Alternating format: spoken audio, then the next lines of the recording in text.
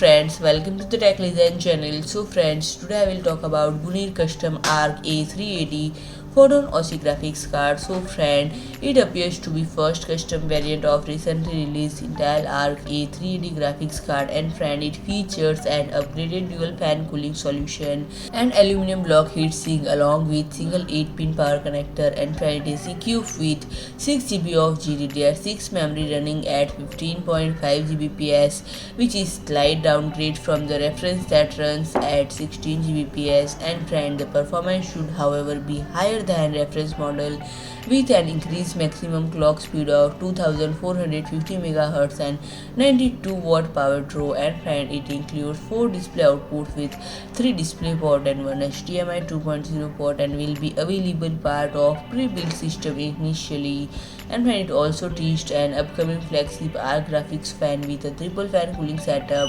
that could possibly be based on the A770 or A780. So friend, if you like my video, please do like, share and comment, and don't forget to subscribe my channel and press the bell icon.